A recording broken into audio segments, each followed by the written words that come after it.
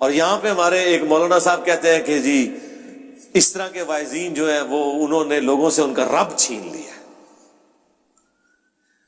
اوے اس طرح کا رب جو انہوں نے بنایا ہے وہ رب ان سے چھینے.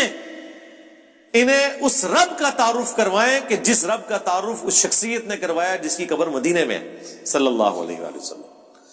امام غزالی نے احیاء العلوم میں مکاشفۃ القلوب کیمیائے سعادت کے اندر یہاں تک لکھا ہے کہ ایسے علماء واجب القتل ہیں جو رحمت کی آیات پڑھ پڑھ کے لوگوں کو اللہ تعالی سے بے خوف کر رہے ہیں. کیا وہ ہمیں یہ بتانا چاہتے ہیں کہ قرآن کی دھمکیاں جھوٹ ہیں؟ کیا وہ ہمیں یہ بتانا چاہتے ہیں کہ انبیاء جو قبر و آخرت کا ڈر سنا کے گئے، عذابات بتا کے گئے، وہ ہم سے ٹھٹا اور مذاق کرتے رہے ہیں، اور خدا کا تعارف وہ ہے جو یہ ہمیں کروائیں گے؟ او جی کوئی ماں اپنے بچے کو جہنم میں پھینک سکتی ہے تو اللہ کیسے پھینکے گا؟ ہائے ہائے ہائے ہائے. God is all living. Christians بھی یہ کہتے ہیں کہ مسلمانوں کا خدا تو بڑا سخت ہے، ہم جس خدا کو مانتے ہیں وہ آل لونگ ہے. تو ہم پھر انہیں کہتے ہیں رکو ذرا، صبر کرو، ابھی فیصلہ کر لیتے ہیں. یہ جو تم اس قسم کے چٹکلے چھوڑتے ہو کہ کوئی ماں اپنے بیٹے کو جہنم میں نہیں پھینکے گی، تو کوئی شخص یہ بھی گوارا نہیں کرے گا کہ کسی ایسی عورت کو موت دے دے جس کے 4 چھوٹے چھوٹے بچے ہوں، اور مرنے کے بعد سوتیلی ماں ان کے ساتھ برا سلوک کرے، خواہ وہ اس کے دشمن کی بیوی کیوں نہ ہو. ہاں جی ایسے ہی ہے.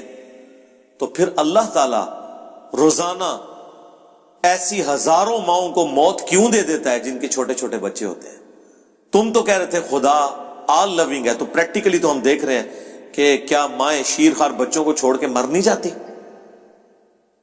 تمہاری ڈاکٹرن میں تو کبھی کسی ایسی عورت کو موت نہیں آنی چاہیے اللہ کی طرف سے، کیوں آتی ہے؟ اس کا جواب ان کے پاس کوئی نہیں سوائے اس کے کہ خدا کی مرضی ہے. اس کے کوئی احساسات نہیں ہے. یہ جذبات سے پسیج جانا یہ ہم لوگوں کے ایشوز ہیں، یہ انسانوں کے ساتھ جڑی ہوئی چیزیں. اللہ تو بے نیاز ہے.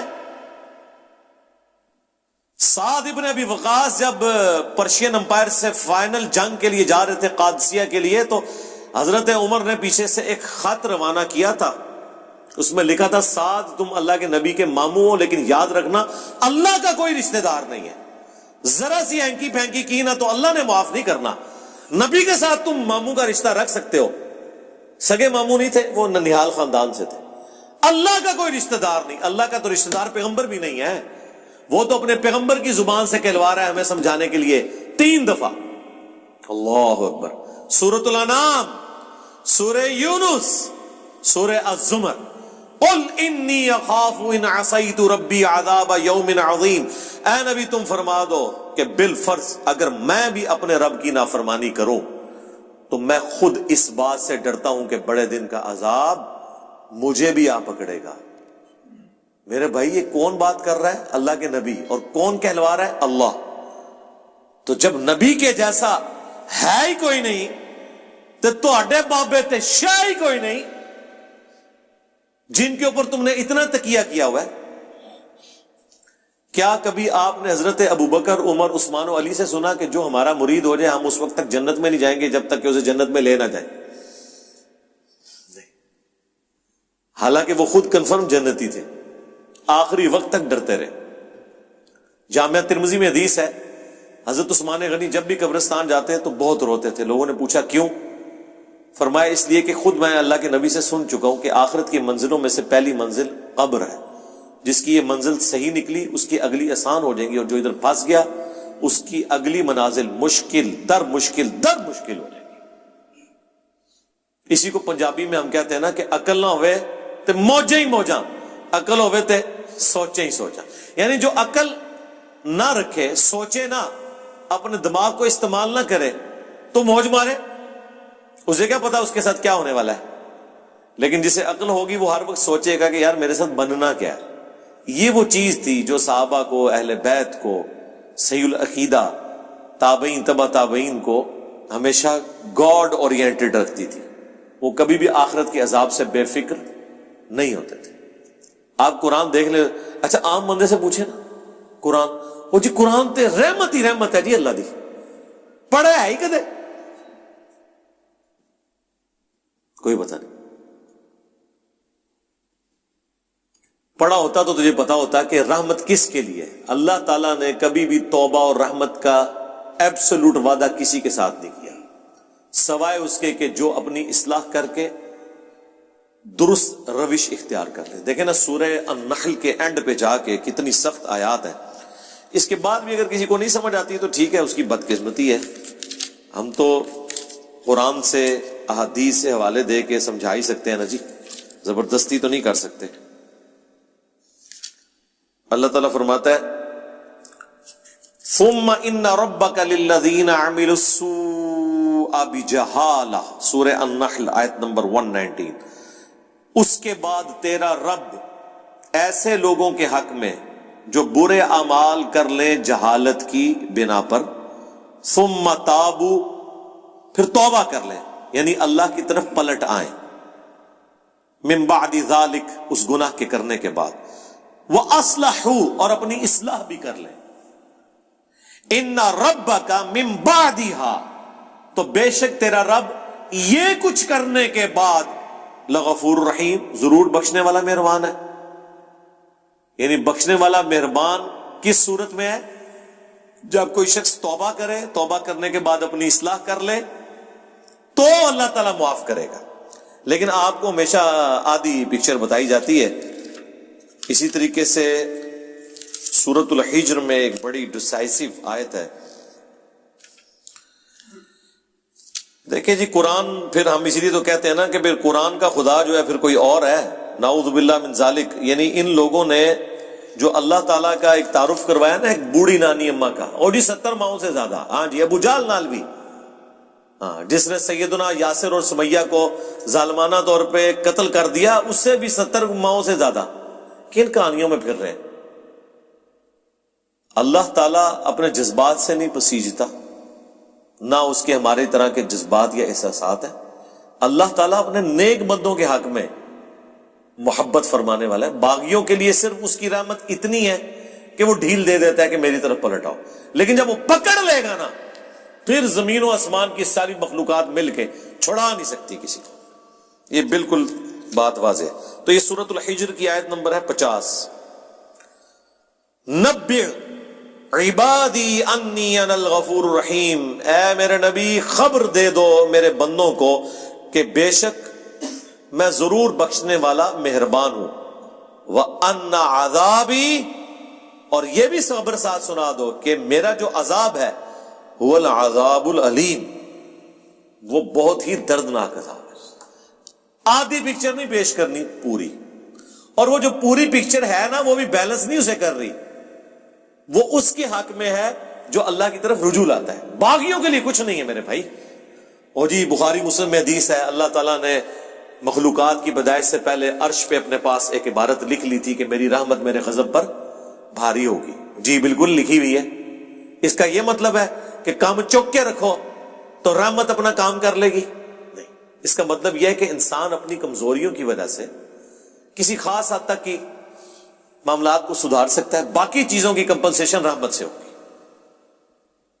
جس طرح بخاری مسلم میں ایک حدیث ہے جسے لوگ مس کوٹ بھی کرتے ہیں کہ اگر تم گناہ کرنا چھوڑ دو گے تو اللہ تعالیٰ ایسی مخلوقات کو پیدا کرے گا تمہیں ختم کر کے جو گناہ کریں گے اور اللہ سے معافی مانگیں گے, اور اللہ تعالیٰ انہیں معاف کر کے خوشی محسوس کرے گا. لیکن معافی جو ہے وہ پاکستان والی معافی نہیں ہے. وہ معافی آپ سن چکے ہیں کہ معافی مانگے اپنی اصلاح کر لیں, پھر کہیں وضو ٹوٹ گیا خیر ہے. باغی نہ ہو. بغاوت اور چیز ہے. بغاوت یہ ہے کہ بالکل کوئی پرواہ نہیں ہے, اور معافی اس کے لیے. اچھا یہ جو جتنی معافی کی رحمت کی آیات ہے نا, یہ ان مجرمین کے لیے نہیں ہے جو بغاوت پہ اترے ہوئے, یہ ان کے لیے ہیں جو اللہ کے راستے پہ چل رہے ہیں کہ وہ کہیں پر مایوس نہ ہو جائیں. جسے سورہ الزمر میں ہے نا, لا تقنطوا من رحمت اللہ. اے نبی میرے بندوں کو خبر کر دو اس حوالے سے کہ وہ اللہ کی رحمت سے مایوس نہ ہو. جنہوں نے اپنی جانوں کے اوپر ظلم کیا ہے اللہ کی رحمت سے مایوس نہ ہو, اللہ تعالیٰ سارے گناہوں کو معاف کر دے گا. یہ وہ بندے ہیں جو واقعی یہ کیئر کرتے ہیں یار ساڈا کیا بڑھنا ہے.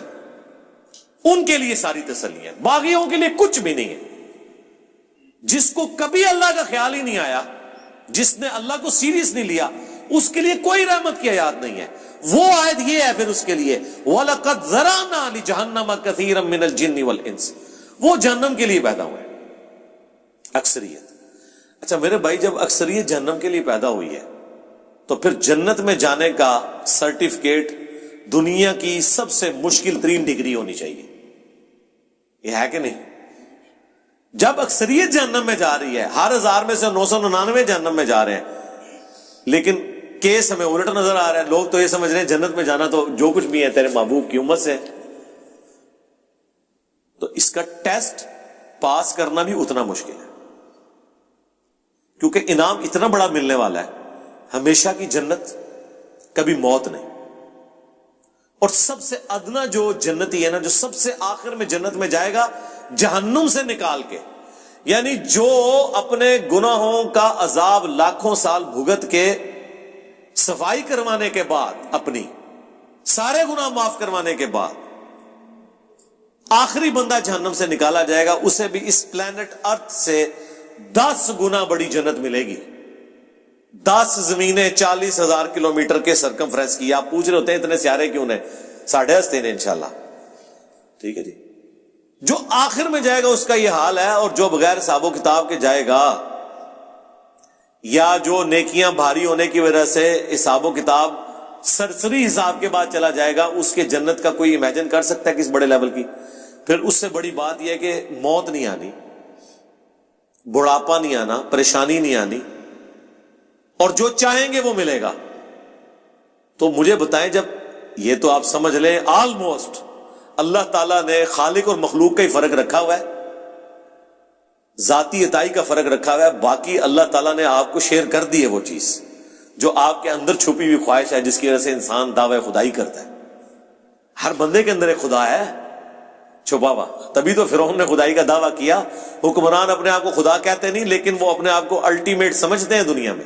یہ خواہش جنت میں پوری کر دے گا اللہ تعالیٰ, لیکن پہلے جو ہے نا وہ پدی نکلوائے گا دنیا میں, اس کے بعد آپ کو اہل کرے گا. جب جنت میں جانے والے 0.00001% ہیں, شاید آپ زیرو بھی اس کے انفینٹی لگاتے رہے اتنی بڑی آبادی کے اندر, تو پھر اس کا ٹیسٹ بھی اتنا ہی مشکل ہے. اس کو آپ ذرا تھوڑا الٹ کر کے دیکھ لیں کہ اگر اللہ تعالیٰ کے لیے یہ ایشو اتنا سینسٹیو ہے تو پھر یہ یاد رکھیں, سزا پھر یہی ہوگی کہ اگر کسی نے 50-60 سال کا شرک کیا تو جہنم میں بھی پھر ہمیشہ کے لیے جائے گا, کیونکہ شرک اتنا بڑا گناہ ہے کہ اگر شرک نہیں کیا اور اوبیڈینٹ ہے تو ہمیشہ کی جنت مل رہی ہے. تو اس کا وائس ورثہ یہ ہے کہ اللہ کے نزدیک شرک اتنا بڑا جرم ہے کہ پھر 60 سال کی عیاشی کے عوض جہنم بھی پھر ہمیشہ کیا اس کے لیے, وَلِعَوْذُ بِاللَّهِ تعالیٰ. یہ اکثر لوگ پوچھ رہے ہوتے ہیں نا جی یہ کون سا انصاف ہے, کبھی کسی نے یہ نہیں پوچھا کہ یہ کون سا انصاف ہے کہ 50-60 سال کی زندگی دے کے آخرت کی ہمیشہ کی زندگی مل رہی ہے. یہ بے انصافی نہیں آپ کو نظر آ رہی؟ نہیں, وہ تو آپ پریویلیج لے رہے ہیں نا. پریویلیجز جب بندہ لے رہا ہوتا ہے وہ کہتا ہے میرا حق ہے, ٹھیک ہے, لیکن جب سزا کی باری آتی ہے نا تو سر یہ بہت بڑا جوا ہے. جوا ہے ہی یہی ہے, 0-1 ادھر یا ادھر. اس کے لیے ایفرٹ پھر اس طرح کی پٹ کرنی چاہیے کہ انسان تن من دھن لگا دے اس کے لیے, اور وہی اس چیز کی متقاضی ہے.